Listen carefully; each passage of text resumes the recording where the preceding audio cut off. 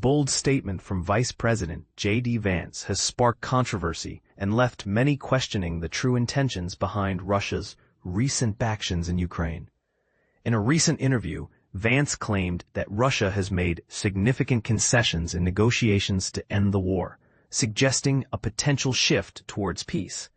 However, he also emphasized that the door is still open for more sanctions to be imposed, leaving many to wonder if this is a genuine olive branch or a strategic move.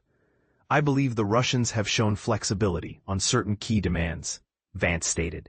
"They've acknowledged Ukraine's territorial integrity post-war and have accepted that a puppet regime in Kyiv is not an option. These are major concessions, but we must remain cautious." But here's where it gets controversial. Vance's comments seem to contradict Russia's actions on the ground. Despite these supposed concessions, Russia has rejected a ceasefire proposal, and there's no planned meeting between the Russian and Ukrainian presidents. So, are these concessions real, or just a smokescreen? Vance further explained that Russia's recognition of Ukraine's territorial integrity is a significant step, but he didn't shy away from the fact that more needs to be done. "Sanctions remain on the table," he said, "and we'll decide on a case-by-case basis what will bring the Russians to the negotiating table."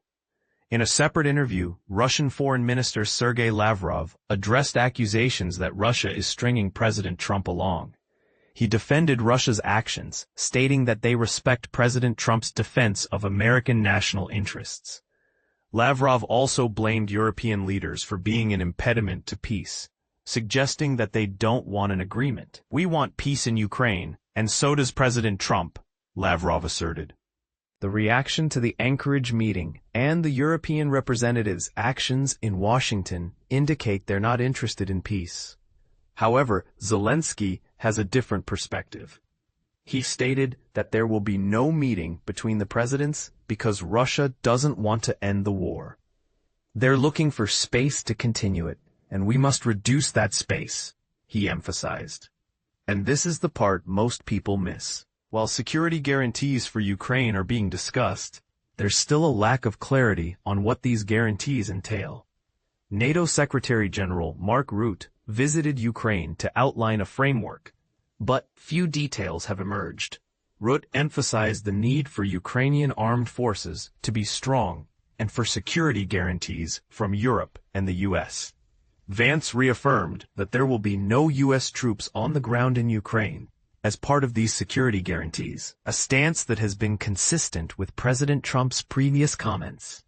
The controversy deepens when we consider Putin's comments in June, where he stated, "All of Ukraine is ours."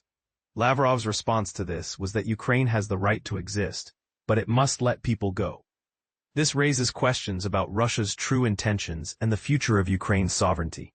So, is Russia genuinely seeking peace, or is this a strategic maneuver? Are these concessions enough to bring an end to the war? And what does the future hold for Ukraine's territorial integrity?